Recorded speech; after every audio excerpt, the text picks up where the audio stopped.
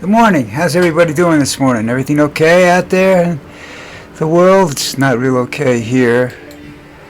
As you know, I live in a Catholic country, and it's very somewhat depressed right now. But you know, people are just waiting to see what's happening next because the Pope died, which I thought he was a pretty good guy. He got away from a lot of the old school stuff that didn't make any sense. But he proved one thing, and is that if you want to, it's very difficult to make changes in such a conservative organization. So I don't know what's going to happen when they start going for a new pope, but we'll have to wait and see.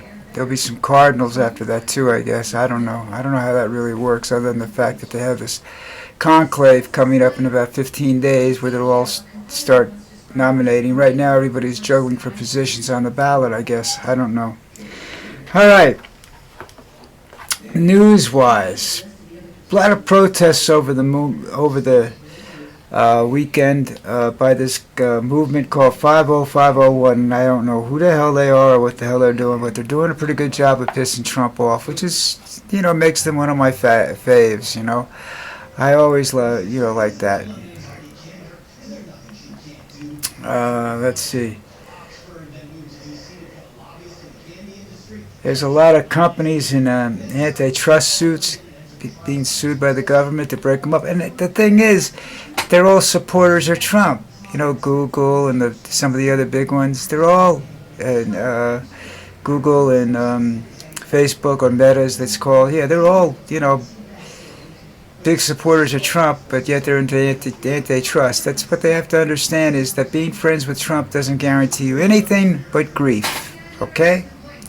As soon as they understand that, corporate America be a better off place, It's just amazing. What else is going on?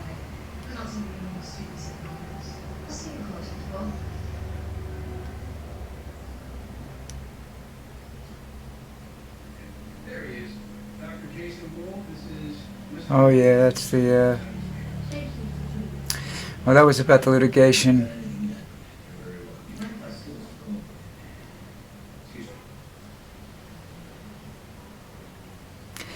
Now there's another headline that was over the weekend. There'll be millions dead from lack of health aid. They're cutting off aid to HIV organizations and whatnot. Trump better not get sick, because I don't know too many doctors other than the ones that are working right around him that want anything to do with him. He's really ruining everything, and it's surprising,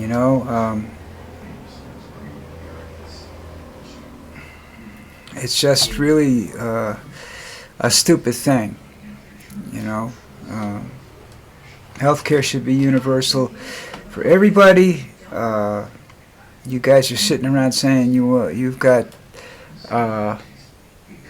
Musk and Vance. Well, you've got to have more kids. You've got to have kids. But now the health services aren't available. So in other words, what you're saying is, if you're rich, you can have kids. If you're not, fuck you. Okay, that makes sense, considering how stupid this administration is. Here's a real prime example of this stupidity of this administration. Now, ordinarily in the past, when a president that isn't that experienced in the foreign affairs and whatnot, or running the military or something like that, he's just a politician that's been sort of going through college, makes himself popular or whatever. George Bush comes to mind. They surround themselves with really, really good people in their cabinet. Trump, on the other hand, who I believe is not the smartest man in the room, far from it,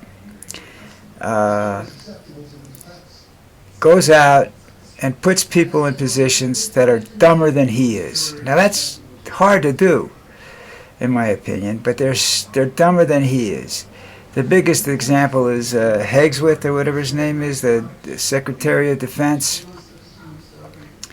He's now been caught in 2 conversations on the Signal app, which is basically saying, hello, anybody want to know this? It's secret, but I'm telling everybody.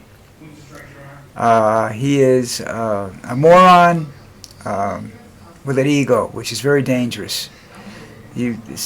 Trump and Musk are similar, but not quite as stupid, I think, as this guy is.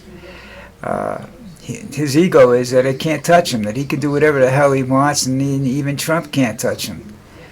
I think he's got one more big mistake like this left in him, and then he's done. He's fried. He'll be out of politics. He'll be out of everything. He can go back to the bar and hang out and do shots of tequila and what's that other drink everybody... Oh, I forgot the name of the other. Kamikazes, yeah, that's the other one. Now, when you look around the world right now, and especially where I live, when I came down here, things were a little rough, you know. I saw armed guards in the street, military soldiers in the streets and whatnot in Bayo, where I live. And then it got great. Then it was you could travel anywhere in the country without any fear. Except for Papillon, but that's because that's just the drug capital of Colombia. But even there, they didn't bother tourists that much, you know. If you mind your own business, they left you alone. Well, now we're back to how it was when I came down here, before Santos and Uribe. And you got this little peckerhead as president now who's got couple of really bad areas in the country where every country in South America, including and then the United States, are issuing travel warnings to this part of the Colombia. Do not go. Not be careful. Just plain do not travel there, you know. And I don't need to see that. You know, my wife likes to travel, and I have to worry about her every time she leaves the house now. I mean, you know. I don't know how to do this, you know, worry and be mad at the same time, but I'm trying. But this is deterioration of public trust, the bad leadership in the world. You know, we used to be the greatest leadership in the world, and we were there for Europe and everything else. Now we have to hope Europe's there for us. And threatening Europe is a mistake. All right, that's not some little country that's never been exposed to this kind of crap before. They don't want fascism. They're not going to accept that Donald Trump is the dictator of the world. That's not going to happen. And Trump is saying, "Oh, I got this army." You better hope this army wants to fight for you, because right now I know a lot of guys that would think a couple of minutes about that. You know? Depends on what you're doing. You know, we'll have to wait and see what happens there. My wife is calling me. Hold on. Oh, I'll get that in a minute. Alright. This is going to be a short one because I have some things to take care of. My wife is traveling back, and I don't know what the traffic situation is and everything, and, you know, and I got to see what the... people calling me up and asking me what's the story with the Pope and everything like that, and I said, I don't know, you know. I have a couple of friends that are priests. I don't know what their deal is going to be. They've been pretty privileged with this Pope. I don't know whether they're still going to be privileged or not, or they have to worry about a different Pope, different attitude. But look, if you like this, please subscribe, like, okay? Doesn't cost you a dime, just makes me look good, you know, and I love looking good because I am good looking.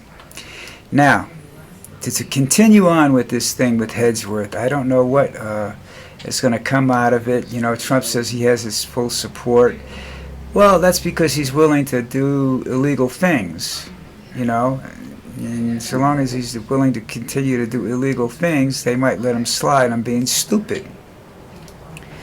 But sooner or later, stupidity is going to cause Trump some real grief. You know, he's got Vance, who's not the brightest number in the on the board. You've got Patel, who's pretty much keeping his mouth shut, which is probably shows that he's got some brain. You know, he's not yelling and screaming with Patel and with the rest of them. You know, it's time for Trump to make up his mind whether he wants to be a president with some sort of legacy. Even if he keeps this screwing up thing that he's doing, he's got to get rid of the real screw ups that are threatening the country. You know, never mind the individuals. He's threatening the whole country, rich and poor. You know, so I think Hedgeworth will be gone soon. At least I hope so, but we'll have to wait and see. All right, so hit that subscribe button, folks, and I'll see you tomorrow.